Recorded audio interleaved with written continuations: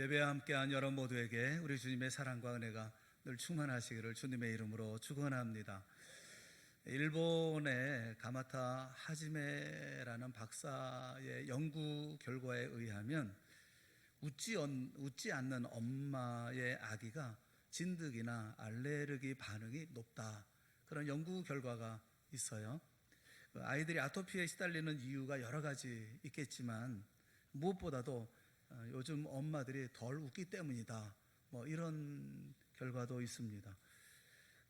웃을 때 웃음을 통해서 잘 웃는 그 기쁨의 웃음을 통해서 아이들도 건강해지고 또 모든 부분에 있어서 가정이 화목할 수도 있는 그런 부분이 있다는 거죠. 특별히 우리 뇌는 그렇게 똑똑하지를 않다고 합니다. 그래서 구별을 잘 못한다는 거예요. 정말 즐거워서 웃는 건지 아니면 즐거운 척 웃는 건지 이거 구별을 못한대요. 그래서 웃기만 하면 무조건 우리 몸도 다 좋아진다는 겁니다. 그런데 문제는 그렇게라도 웃을 일이 별로 없다는 게 문제죠. 오늘날처럼 우리가 살고 있는 세상, 환난도 많고 어려움도 많은 이런 세상을 사는 저와 여러분에게 주님으로부터 받아야 할 복이 참 많이 있어요. 그렇지만 그 중에서 가장 중요한 복은 평강의 복이라고 생각을 합니다. 아무리 환난이 있고 시험이 있다 할지라도, 고통이 있다 하더라도 하나님이 주시는, 그 주님이 주시는 평강 가운데 산다면 참 행복한 사람일 것입니다. 우리가 알아야 할 그 중요한 부분이 뭐냐면, 하나님이 주시는 평강이라고 하는 것은 언제나 감사하는 사람의 마음속에 머물게 된다는 거예요. 다시 말해서 감사하는 마음을 가질 때, 그럴 때 하나님의 평강이 우리 안에 들어오게 된다는 것입니다. 어떤 분은 그런 얘기도 합니다. 진정한 행복의 조건이 뭐냐? 행복의 조건이 돈이냐 건강이냐 그것이 아니라 감사하는 마음이 우러나오는 것, 그게 행복의 조건이다, 진정한 행복의 조건이다, 이렇게 말하는 분도 계셔요. 저와 여러분 우리 모두가 다 마음에 항상 감사가 우러나오는 그런 은혜가 있기를 주님의 이름으로 축원합니다. 마음에 감사가 우러나오면 평강이 이루어지는 거죠. 사도 바울은 오늘 본문의 골로새서에 보면 감사하는 생활에 대해서 많이 강조를 하고 있습니다. 골로새서 3장 15절 말씀에 보면, 그리스도의 평강이 너희 마음을 주장하게 하라. 너희는 평강을 위하여 한 몸을 부르심을 받았나니 너희는 또한 감사하는 자가 되라, 그렇게 말씀하셨고, 16절 하반절에 보면 감사하는 마음으로 하나님을 찬양하고, 그리고 17절에 계속해서 또 무엇을 하든지 말에나 일에나 다 주 예수의 이름으로 하고 그를 힘입어 하나님 아버지께 감사하라, 그렇게 말씀을 해요. 오늘 우리가 읽었던 본문 말씀 가운데에도 믿음에 굳게 서서 감사함을 넘치게 하라, 그렇게 말씀하고 계시죠. 여러분, 믿음과 감사는 그래서 정비례합니다. 믿는 만큼 감사하게 되고, 또 감사하는 만큼 믿음의 사람이 되어집니다. 그 사람의 믿음이 얼마나 좋은지 안 좋은지 하는 평가는 그 사람이 평소에 얼마나 감사하고 사는지, 감사하는 것을 보면 우리가 알 수가 있습니다. 그래서 가장 위대한 믿음이 뭐냐? 범사에 감사하는 그런 믿음인 것이죠. 기쁜 일이 있든지 슬픈 일이 있든지, 일이 잘 풀리든지 안 풀리든지, 어떤 일을 만나든지 범사에 다 감사하는 것, 이게 최고의 믿음이라는 거예요. 범사에 감사할 때 축복도 있고, 범사에 감사할 때 놀라운 기적이 일어난다는 것이죠. 언젠가 리더스 다이제스트의 에비 로빈슨이라는 한 분에 대한 이야기를 읽은 적이 있어요. 이분은 트럭 운전기사인데 불의 사고로 시신경을 다쳤습니다. 시각 장애인이 되었습니다. 독실한 크리스찬이었는데 그는 낙심하지 않고 포기하지 않고 저녁만 되면 자기 집 앞 잔디밭에 무릎 꿇고 그래서 앉아서 늘 하나님 앞에 기도를 했다는 거예요. 그 기도 가운데 감사를 잊지 않았다는 겁니다. 하나님 아버지, 오늘까지 빛을 주시고 생명을 주시고 여기까지 인도해 주신 것을 감사합니다, 이렇게 감사하면서 기도를 했다는 겁니다. 그리고 눈이 다시 회복되어지기를 위해서 기도했다는 거예요. 근데 놀라운 일이 벌어졌습니다. 이 시신경이 회복이 되어서 물체가 희미하게 보이기 시작했다는 것입니다. 3개월 만에 이런 일들이 벌어지기 시작했다는 겁니다. 지금은 완전하게 회복되어서 예전처럼 생활할 수 있게 되었다는 거죠. 감사하는 마음으로 하나님을 바라보고 그렇게 간절한 마음으로 기도할 때 하나님께서 주시는 그런 은혜가 있었던 것을 얘기를 하고 있는 거예요. 그 병상 그 7계명이라는 게 있다는 거 아십니까? 병상에 누워 있는 분들을 돕기 위해서 병상 7계명, 7가지의 계명 꼭 지켜라 이러는 얘기가 있더라고요. 이 7계명이라는 것은 주로 이런 거예요. 치료의 기간을 스스로 정하지 말라. 또 집안일이나 자기 자신에 대한 염려를 버려라. 실망을 버리고 최후까지 희망을 가져라. 뭐 이런 내용들이 있는 거예요. 병원에서 병자들이 꼭 지켜야 될, 치료하기 위해서 빨리 완쾌될 수 있기를 위해서 7가지의 계명이 있는데 그 가운데 5번째 계명이 감사하는 마음을 가지라는 것이고요. 마지막 7번째 계명이 믿는 마음을 가져라라는 거예요. 질병으로부터라 하더라도 우리가 빨리 회복되기를 원한다면 무엇보다 믿음을 가져야 되고 감사하는 마음을 가져야 된다라는 것입니다. 감사할 때 주어지는 은혜가 참 많이 있죠. 포기하고 좌절하고 절망하고 그래서 다 내려놓고 그래서 그냥 자포자기한 삶을 살아가는 그런 것이 아니라 그 가운데 감사를 찾아서 감사하는 삶을 살려고 애쓰고 노력할 때 하나님께서 길을 열어주시고 빛도 보여주시거든요. 미국의 신시내티에 있는 프록터 갬블 비누 회사를 설립했던 할레이 프록터라고 하는 사람은 믿음이 좋은 그런 분이라고 그래요. 회사가 아무리 어려워도 하나님 앞에 감사하고 11조를 철저히 드렸던 그런 분이라고 합니다. 그런데 한 번은 비누 만드는 그 기계를 그 직원이 규정된 시간보다 더 오래 가동시키는 바람에 비누가 엉망이 되어져 버리고 말았습니다. 원하는 비누가 만들어지지 않은 거예요. 자신들이 원하는 비누가 아니라 그냥 물에 둥둥 뜨는 비누가 만들어진 것입니다. 직원은 어쩔 줄 몰라 했고 그리고 이 일로 인해서 회사는 큰 손해를 입게 되어졌다는 것입니다. 이런 경우에 보통 최고의 책임자를 비롯해 많은 사람들이 화를 내지 않겠습니까? 야단치고 그러지 않겠습니까? 근데 이 소식을 전해 들었던 프록터 사장은 범사에 늘 감사하는 사람이었기 때문에 화내기보다도 먼저 하나님 앞에 감사하면서 뭐 이런 일들을 통해서 하나님 앞에 기도를 했다는 겁니다. 묵상하며 기도를 하고 있었는데 기도하는 중에 한 가지 생각이 머리를 스쳐 지나가더라는 거예요. 무슨 생각이냐 면 이런 비누가 목욕탕에서는 물에 뜨는 비누가 훨씬 좋지 않을까?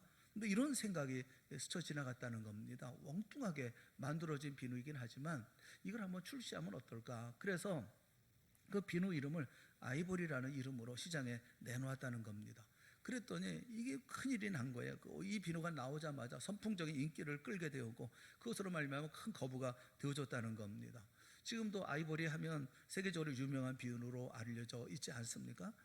범사에 감사하고 하나님 앞에 기도하며 엎드릴 때 좋은 것 하나님께서 주시는 이런 은혜가 있다는 거죠. 감사의 원리가 뭐냐면 감사할수록 풍성해진다는 거예요. 감사할수록 감사할 일이 더 많아진다는 겁니다. 감사는 자신과 다른 사람을 기쁘게 하는 것이죠. 그리고 하나님을 기쁘게 하는 것이 감사예요. 감사함으로 받는 축복, 이게 하나님께서 주시는 평강이죠. 감사할 때 주는 평강이 있어요. 어떤 사람이 항상 넘치는 감사를 할까? 오늘 본문의 말씀에 보면 믿음에 굳게 서는 사람인 거죠. 믿음에 굳게 서는 사람, 굳게 서서 감사를 넘치게 하라 말씀하고 있는데 왜 믿음에 굳게 서는 사람이 넘치는 감사를 할 수가 있을까요? 몇 가지 이유가 있을 거예요. 하나가 뭐냐면 믿음에 굳게 선다고 하는 것은 깨달음으로 산다는 것이거든요. 믿음에 굳게 서면 우리가 삶을 바라보는 시각이 달라지는 거예요. 새로운 깨달음이 있죠. 깨달음이 있는 사람이 감사한다는 것입니다. 그 찬송가 66장을 보면 다 감사드리세라는 찬송입니다. 다 감사드리세라는 이 찬송은 모든 것을 다 감사하자 이런 내용이거든요. 이 찬송을 작사 작곡하신 분이 링카르트 목사님이라고 하는 이런 독일의 목사님이 지으신 것인데 1618년부터 1648년까지 30년 동안 계속 이 전쟁이 일어났었어요. 그분이 살고 있는 그 지역에 saksonia 아이렌부르크 지방을 전쟁이 30년 동안 있었습니다. 오스트리아가 한 차례 침략하고 스웨덴이 2차례 침략해서 그래서 그 참목상은 말로 다 할 수 없었습니다. 100채나 되었던 집들이 800채가 파괴가 됐고 그 전쟁통에 4,500명이 사망하는 비극적인 전쟁이 있었는데 그때 지은 찬송이 66장 다 감사드리세라는 찬송이라는 거예요. 어떻게 감사할 수가 있었겠어요? 어떻게 감사의 조건을 찾을 수가 있겠어요? 근데 깨닫는 사람, 믿음으로 사는 사람은 그 가운데 감사하더라라는 거죠. 여러분, 우리가 감사해야 할 것이 너무 많지 않아요? 문제는 깨닫지 못하니까 감사 못하는 거 아니에요? 우리는 하나님의 전지전능하심을 믿습니다. 우리는 하나님의 절대 주권을 믿습니다. 그리고 모든 것을 미리 다 예비해 놓고 준비해 놓으신 여호와 이레의 하나님을 우리는 믿어요. 여러분 생각해 보세요. 우리를 만드신 분이 하나님이시죠. 나를 창세전에 택하신 분도 하나님이십니다. 나를 구원하실 계획을 세우신 분도 하나님이시고 십자가에서 생명을 내주신 분도 하나님이셔요. 그리고 그래서 우리를 자녀 삼으신 분도 하나님이십니다. 우리를 오늘처럼 하늘 백성으로 영혼을 바라며 살게 하신 분도 하나님이십니다. 오늘 건강하게 예배에 참여하게 하신 분도 하나님의 은혜잖아요. 생각하면 생각할수록 감사한 거 아니겠습니까? 시편 136편을 보면 감사의 시라고 얘기할 수가 있어요. 다 감사거든요. 선하고 인자하심을 감사하고 또 천지와 만물을 창조하신 것을 감사하고 해와 달과 별들을 만드신 것을 감사하고 애굽을 치시고 구원해 내신 것을 감사하고 가나안 땅을 기업으로 주신 하나님께 감사하고 식물을 주신 하나님께 감사하고 이 시편을 보면 시편 기자는 창세로부터 시작해가지고 지나온 역사를 하나하나 모두 나열하면서 이스라엘 백성들에게 큰 도랑한 베풀어 주신 하나님의 은혜를 구체적으로 하나씩 하나씩 다 감사하고 있어요. 우리도 지난 날들을 다 돌이켜보면 그때마다 베풀어 주신 하나님의 은혜가 얼마나 놀랐습니까? 그 은혜를 생각하면서 우리가 감사해야 되지 않겠습니까? 감사해야 할 것이 너무 많은 사람들 아닙니까? 그런데 문제는 어떤 이는 깨닫고 감사하고 어떤 이는 깨닫지 못하고 감사를 못한다는 거죠. 북한에 다녀오신 분이 하시는 말씀이 있어요. 그 신의주의 한 가정교회에 참여해서 함께 예배를 드렸는데 사람들이 여럿이 모여가지고 이제 예배를 드리는데 성경은 한 권밖에 없더라는 겁니다. 사람들은 그 노트를 가져와서 거기다가 성경 말씀을 쓰거나 또는 암송하거나 뭐 이러면서 예배를 드리더라는 거예요. 여러분 우리는 한 집에 성경 몇 권씩 가지고 있잖아요. 뭐 들여다보기나 하나요? 먼지가 다 이렇게 쌓여 있고 뭐 쳐다보지도 않. 그런데 여러 권 있다고 해도 우리가 언제나 당연한 줄 생각하지 감사한 줄 생각하십니까? 이분들이 가장 즐겨 부르는 찬송이 하늘 가는 밝은 길이 그리고 주여 내 주여 뜻대로 행하시옵소서 이 찬송이라고 그래요. 이해가 되잖아요. 언제 어떻게 될지 알 수 없으니까 하늘 가는 밝은 길이 영원한 나라들 바라보고 찬송하고 내 주여 뜻대로 행하시옵소서 이렇게 찬송을 한다는 거죠. 근데 이 찬송을 제대로 못 부른다는 거예요. 가사는 이 찬송가 가사로 부르는데 그 곡은 김일성 창가에 붙여서 부른다는 겁니다. 김일성 창가에 붙여가지고 그리고 하늘 가는 밝은 길이를 부르고 또 그리고 내 주여 뜻대로 행하시옵소서를 부른다는 겁니다. 왜냐하면 잘못하면 잡혀가니까. 그래서 찬송을 부르다가 잡혀가니까. 그래서 이렇게 찬송도 뭐 이렇게 가사만 바꿔서 김일성 창가를 가지고 이렇게 찬송을 부르고 있더라는 거예요. 여러분 저와 여러분은 숨어서가 아니라 어디서 이제 마음 놓고 찬송을 부르고 말씀을 듣고 또 예배를 드리고 있잖아요. 이거 생각하면 얼마나 감사한 일이겠어요.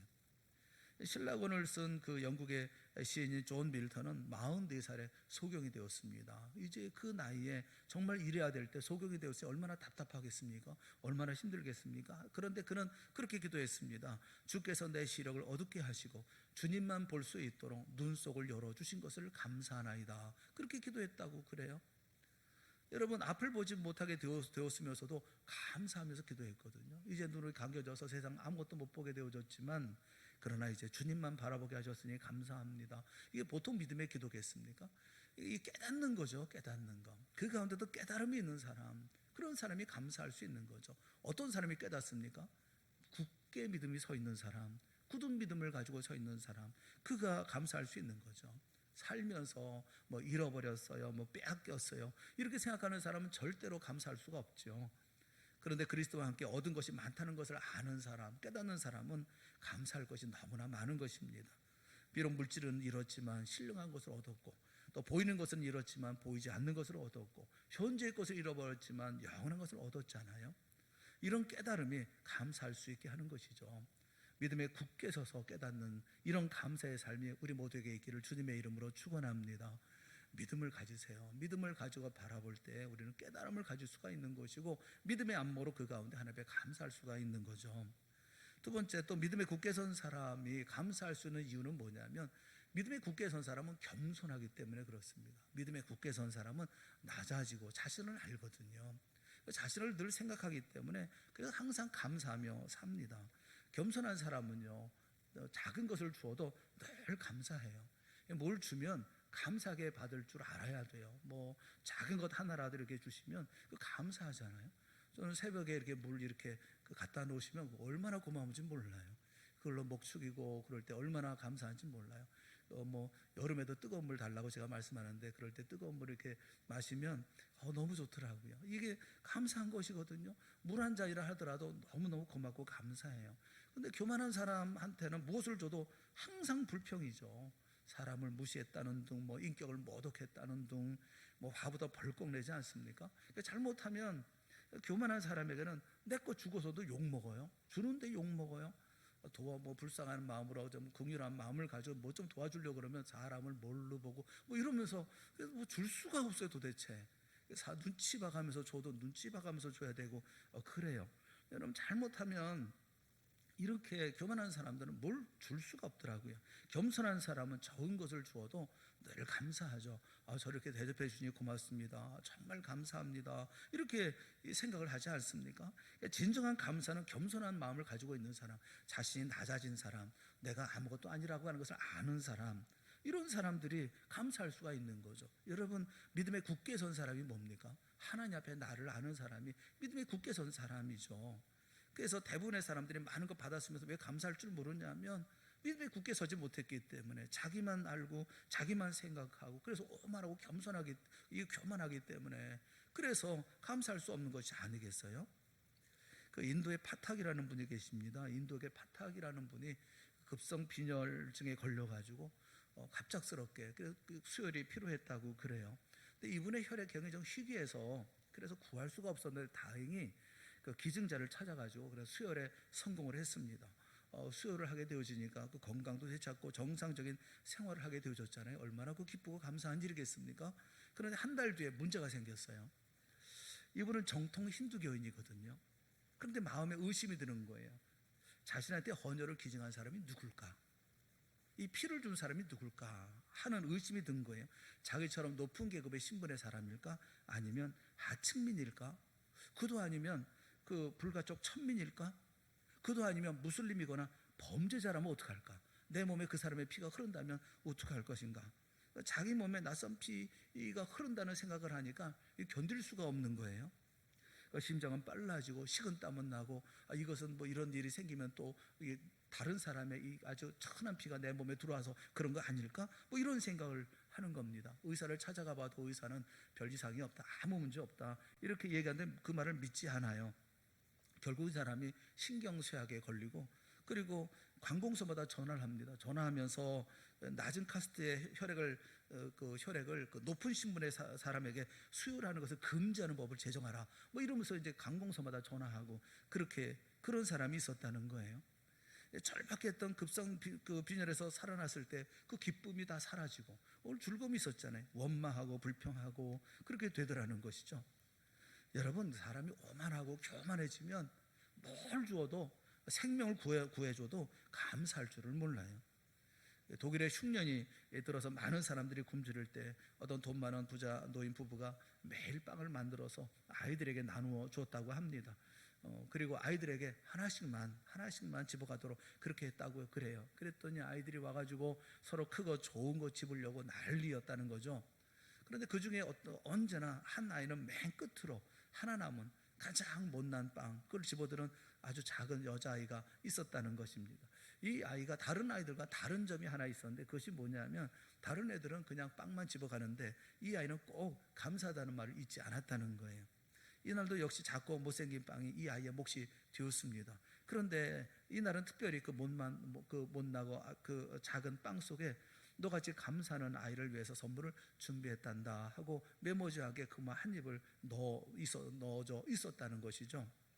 저는 그 노인의 마음, 이 노인의 마음이 하나님의 마음과 같지 않을까 이런 생각을 했어요. 우리가 작다 할지라도 그걸 감사할 때 하나님께서 더 주시지 않을까?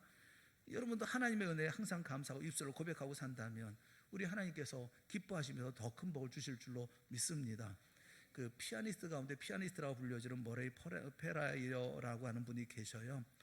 이분이 그 40대 전성기죠. 40대 중반에 그 악보에 오른손 엄지손가락을 배웠습니다. 그런데 대수롭지 않게 여겼어요. 뭐 이거 금방 낫겠지. 그런데 이게 염증이 악화가 돼가지고 손가락 이 뼈가 변형이 됐어요. 이것 때문에 2번이나 대수술을 해야만 했었습니다. 몇 해 동안을 피아노를 칠 수가 없었습니다. 엄지손가락이 이렇게 되니까 피아노를 떠나 사람을 했었습니다. 피아니스트가 피아노를 칠 수 없으니까 얼마나 힘들겠어요. 그런데 상상할 수 없을 만큼 그 시간 동안에 성장했다는 거예요. 본인의 고백이. 건반을 떠나서 처음으로 음악에 대해서 깊은 생각을 가지게 되어졌다는 겁니다. 폭넓게 생각을 하고, 작곡자가 이 곡을 작곡할 때 어떤 의도로 작곡했을까, 이런 것을 생각을 했다는 거예요.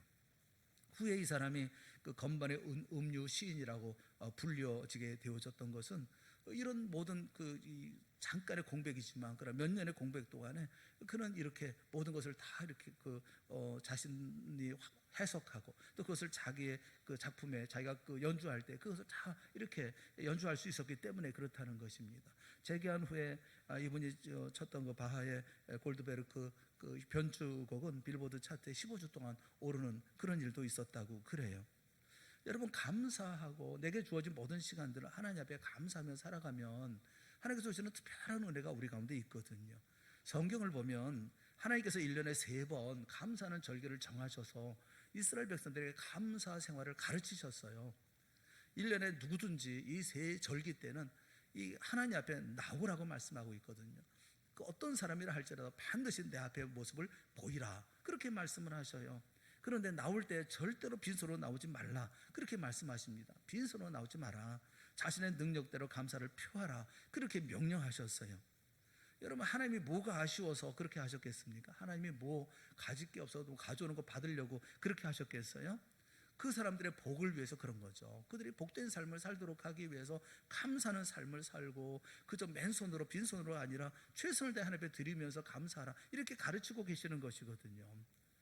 여러분, 우리 자신들도 그렇지 않습니까? 물질을 정성껏 준비해서 감사하는 사람하고 아무 준비도 없이 빈손 와서 감사한다 입으로만 얘기하는 사람하고 누가 더 감사를 잘하는 사람 같습니까? 믿음이라고 하는 것은 항상 자기를 낮게 여기고 겸손하게 합니다. 겸손할 때 하나님께서 주신 은혜를 다 생각하죠. 그럴 때 감사할 수가 있는 것 아니겠어요? 여러분 모두가 더 믿음에 굳게 서서 낮은 자리에서 내가 은혜를 받을 수 없는 자리 가운데 이런 하나님의 복을 누릴 수 없는 자리 가운데 복을 누림을 생각하고 그러면서 감사하는 우리 모두가 다 되어질 수 있기를 주님의 이름으로 축원합니다. 그래서 진정한 믿음의 사람은 항상 감사하며 살아요. 항상 감사하며 삽니다. 하나님을 진정 믿는 사람은 하나님의 전지전능하심을 믿는 사람이고, 하나님의 사랑을 믿는 사람이고, 하나님의 신실함을 믿고, 하나님의 언약이 반드시 이루어진다는 하나님의 약속의 말씀을 믿는 사람이죠. 로마서 8장 28절에 말씀하신 대로 하나님을 사랑하는 자 곧 그의 뜻대로 부르심을 입은 자들에게는 모든 것이 합력하여 선을 이루게 된다고 하는 믿음을 가진 사람, 이런 사람은 무슨 일을 만나도 감사할 수가 있죠. 여러분, 우리가 무슨 말을 하든지 무슨 말이나 일이나 다 주의 이름으로 하고 또 그를 힘입어 하나님 앞에 감사하는 사람이 다 되실 수 있기를 주님의 이름으로 축원합니다.